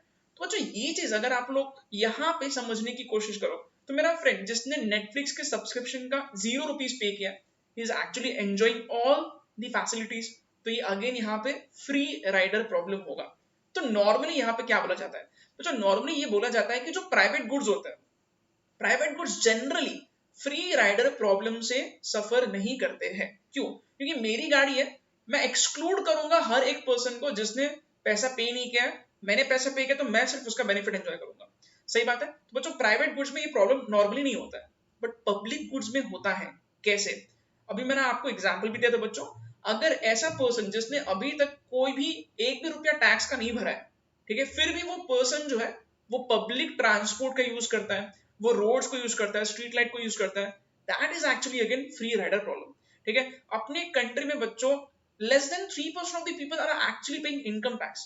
ठीक है, तो जिसने टैक्स नहीं पे किया है बट वो जनरल फैसिलिटीज का इस्तेमाल करता है, वो वापस फिर से फ्री राइडर प्रॉब्लम की तरफ इशारा कर रहा है। ठीक है, आई होप ये पूरा कॉन्सेप्ट एक्चुअली मेरे को शॉर्ट में बताना था, बट मैंने अच्छा खासा डिटेल में बता दिया। कल हम लोग फिर से इसको अच्छे से पढ़ लेंगे, राइट। तो बच्चों, अभी आपको ये चीज समझ में आना चाहिए, private goods do not have free rider problem. नहीं होता है। क्यों? क्योंकि मैं बाकी लोगों को एक्सक्लूड करूंगा। इवन नेटफ्लिक्स का सब्सक्रिप्शन अगर मेरे को किसी को नहीं देना है तो मैं नहीं दूंगा यार, तो मैं अवॉइड कर सकता हूँ फ्री राइडर प्रॉब्लम को। ठीक है, this means that the private goods will be available only to those persons who are willing to pay for it। सिर्फ उन्हीं को बेनिफिट मिलेगा जिन्होंने पैसा पे किया है। ठीक है, अच्छा, और क्या लिखा है next point, all private goods and services can be rejected by consumers if their needs, preferences और budgets change। तो बच्चों ये देखो, यहाँ पे ये भी मैं आपको सही तरीके से देखो ये लिखा है यहाँ पे। ठीक है बच्चों, ये पॉइंट क्या बोलता है, ये बोल रहा है पॉइंट कि प्राइवेट गुड्स को रिजेक्ट करने का ऑप्शन होता है। मतलब सिंपल चीज है बच्चों, देखो अगर मान के चलो मेरे को कार परचेस करना है, तो मेरे पास बहुत सारे ऑप्शंस अवेलेबल होंगे। मैं कौन सी गाड़ी परचेस करूं, मेरे को फोन खरीदना है, अगेन मेरे पास बहुत सारे ऑप्शंस अवेलेबल होंगे, जो फोन मेरे प्रेफरेंस को फिट नहीं बैठता है मैं वो नहीं खरीदूंगा। So I can reject private goods, मैं मना कर सकता हूँ उसको। अगेन मैं, मेरे पास चॉइस होंगे, मेरे पास ऑप्शंस होंगे। पब्लिक गुड्स में ऐसा नहीं होता है, हमें मजबूरन उसको यूज करना ही पड़ता है। फॉर एग्जाम्पल, मेरे घर के सामने एक रोड है जिसपे बहुत बड़ा खड्डा है, और वो बहुत दिन से वो रोड खराब है, तो मेरे पास कुछ ऑप्शन नहीं रहेगा, ठीक है, मैं उसको यूज करना ही पड़ेगा मजबूरी में, मेरे पास कोई ऑप्शन नहीं रहेगा। मैं ऐसा नहीं बोल सकता ये रोड में थोड़ी वैरायटी बताओ, no, this is not the case with public goods. ठीक है, रेलवे, ठीक है बच्चों, रेलवे कितना ज्यादा लेट होता है, रेलवे का टाइम जो है, जिस टाइम पे ट्रेन आना चाहिए उस टाइम पे नहीं आता है, बट मेरे पास ऑप्शन क्या है, मेरे पास कोई ऑप्शन नहीं है। सही बात है, मैं ऐसा थोड़ा ना बोल सकता हूँ कि मेरे को दूसरे के सर्विसेज चाहिए, बिकॉज रेलवे में अगेन मोनोपोली है। बहुत बार ऐसा होता है कि पब्लिक गुड्स में people do not have option, street light बंद है, मेरे पास कोई ऑप्शन नहीं रहेगा, I will have to rely on government for these goods. सही है, तो पब्लिक गुड्स को हम लोग रिजेक्ट नहीं कर सकते हैं, प्राइवेट गुड्स को बिल्कुल रिजेक्ट कर सकते हो, क्योंकि प्राइवेट गुड्स में बहुत अलग तरीके से मार्केट चलता है। ठीक है, okay. Most of the goods produced and consumed in an economy are private goods. A few examples are food items, clothing, movie ticket, television, cars, houses. ये सारे प्राइवेट गुड्स के एग्जाम्पल है। ठीक बात है बच्चों, अब आप लोग ये चीज को नोट कर सकते हो। एक काम करना बच्चों, प्राइवेट गुड्स, पब्लिक गुड्स भी मैं बता देता हूँ, फिर आप लोग ये सारे पॉइंट्स को नोट करना। ठीक है, yes, characteristics of public goods. बच्चों ये अब बहुत इजी लगेगा, राइट, क्योंकि हमने इतना कुछ डिस्कशन कर लिया है। ठीक है, ओके, क्या लिखा है, public goods yield utility to people and are products whose consumption is essentially collective in nature। मतलब कलेक्टिव इन नेचर मतलब सारे लोग मिलके, सोसाइटी के लिए जनरली ये ओपन होगा, कोई भी इसको यूज कर सकता है। सही बात है। अच्छा, और क्या लिखा है, public goods is non rival in consumption. Non rival मतलब क्या, अभी मैंने आपको एग्जाम्पल बताया बच्चों, रोड पे मैं अकेला ट्रैवल कर रहा हूँ या मेरे साथ 10 लोग ट्रैवल कर रहे हैं, ज्यादा कुछ फर्क नहीं पड़ेगा, नॉन राइवल। सही बात है। स्ट्रीट लाइट मैं अकेला यूज करूं या मेरे साथ 5 लोग और यूज करें, ज्यादा कुछ फर्क नहीं पड़ेगा, मेरे को जो लाइट मिलनी है मैं उतना ही लाइट एंजॉय करूंगा। सही है, वो लिखा, that is your consumption of a public good in no way interferes with its consumption by other people। मतलब मैं जो यूज कर रहा हूं इससे फर्क नहीं पड़ेगा कि मेरे साथ कितने लोग उसको और इस्तेमाल कर रहे हैं। For example, if you eat your apple another person too cannot eat it. ये एग्जाम्पल कौन सी चीज का है, ये राइवलरस का है। ठीक है बच्चों, एप्पल अगर आप खाते हो, मैंने पेस्ट्री का एग्जाम्पल दिया था, वैसे यहाँ एप्पल का एग्जाम्पल लिखा है, अगर मैं एप्पल खाता हूँ और मैं इस एप्पल को शेयर करूंगा तो मेरे को कम मिलेगा, this is rivalries, right. But if you walk in street light, other persons too can work without any reduced benefit from the street light। this is basically non-rivalrous। ये non-rival का example, सही है, ये पब्लिक गुड्स का example है। Okay, public goods are non excludable, one individual can not deny others from using it, this is actually using बच्चों, from using it. ठीक है, for example, national defence once provided it is impossible to exclude anyone within the country from consuming and benefiting from it. बच्चों border पे जो अपने soldiers लड़ाई कर रहे हैं, ये किन के लिए लड़ाई कर रहे हैं, कोई एक पर्सन के लिए या पूरे कंट्री के लिए, आंसर इज पूरे कंट्री के लिए। सही बात है ना, पूरे कंट्री को ये लोग प्रोटेक्ट कर रहे हैं, तो ये क्या हो गया, this is again non excludable. ठीक है, ऐसा हम लोग एक्सक्लूड नहीं कर सकते कि सिर्फ इतने लोगों को हम लोग फायदे देंगे बाकी लोगों को नहीं देंगे। जो टैक्स भरा है हम लोग सिर्फ उनके लिए देश को बचा रहे हैं, जो टैक्स नहीं भरा है उनके लिए नहीं बचा रहे, ऐसा थोड़ा ना होता है। ठीक है, तो ये पब्लिक गुड्स जो डिफेंस है ये पूरा का पूरा नॉन एक्सक्लूडेबल इन नेचर है। ठीक है, हम लोग ऐसे बेनिफिट जो है ये हम लोग बाइफर्केट नहीं कर सकते, किन्होंने पैसा दिया है उनको ही हम लोग बेनिफिट देंगे, जिन्होंने नहीं दिया पैसा उनको बेनिफिट नहीं देंगे, that is not the case, right. ठीक है, और क्या लिखा है, public goods are characterized by indivisibility. This is very interesting बच्चों, पब्लिक गुड्स इनडिविजिबल होते हैं, मतलब देखो, एक कार, 2 कार, 3 कार, 4 कार, ठीक है, मतलब ये डिविजिबल हो गया, राइट। ठीक है, एक फोन, 2 फोन, 3 फोन, 4 फोन, ये अगेन डिविजिबल है, मल्टीपल्स में हम लोग देखते हैं। बट जनरली पब्लिक गुड्स जो होता है ना ये बहुत बड़े स्केल पे होता है और ये डिविजिबल नहीं होता है। ठीक है, I am giving an example. बच्चों अगर मैं एयरपोर्ट पे जाके एक सीट पे बैठता हूँ तो मैं मेरे एरिया को डिफाइन नहीं कर सकता कि इतना इलाका मेरा, नो, पूरा एयरपोर्ट सभी का है, जनरल पब्लिक का है। मैं रेलवे पे जाके अगर खड़ा हूँ तो मैं मेरे एरिया को डिफाइन नहीं कर सकता, अच्छा 100 लोग हैं, इतना इतना एरिया है, मेरा एरिया इतना, नो, ये जनरल पब्लिक का है, कोई भी किधर भी आ सकता है। So there is this thing of indivisibility, I can not divide my area. मैं ऐसा नहीं बोल सकता मैंने ज्यादा टैक्स भरा तो ये इतना रेलवे का एरिया मेरा, नो, पब्लिक गुड्स है वो, सबके लिए ओपन है। प्राइवेट गुड्स बिल्कुल मैं बोल सकता हूं कि ये एक फोन मेरा है, मैंने एक फोन का पैसा पे किया, मैंने दो फोन का पैसा पे किया, ये दो फोन मेरे हैं। तो ये चीज डिविजिबिलिटी कहां होगी? प्राइवेट गुड्स में। पब्लिक गुड्स में इनडिविजिबिलिटी होती है। यानी कि for example you can buy chocolates और आइसक्रीम एज सेपरेट यूनिट्स। अभी मैंने आपको बोला है चॉकलेट, आइसक्रीम, फोन, कार, घर, ये सारे क्या है? ये सारे के सारे प्राइवेट गुड्स के एग्जांपल है। But light house, highway, airport, defence, clean air etc can not be consumed in separate units. ये हम लोग इसको डिवाइड नहीं कर सकते, इतना मेरा इतना तेरा, no, this is not possible. ठीक है। अच्छा, public goods has free rider problem. अच्छा, ये मैंने आपको ऑलरेडी एक्सप्लेन किया कि रोड पे अगर कोई पर्सन ट्रैवल कर रहा है, उसने टैक्स नहीं पे किया, is actually using those goods जिसका पैसा उसने नहीं पे किया, फ्री राइडर प्रॉब्लम। ठीक है। तो बच्चों ये चीज मैं आपको एक्सप्लेन कर रहा था, और ये अब यहाँ पे इसके पूरे के पूरे कैरेक्टरिस्टिक्स यहाँ होते हैं कंप्लीट। यस बच्चों, हाँ, नेक्स्ट पॉइंट हम लोग नेक्स्ट वीडियो में करते हैं। ठीक है, इतना आप लोग लिख लो, और अब हम लोग मिलेंगे नेक्स्ट वीडियो में। ठीक है।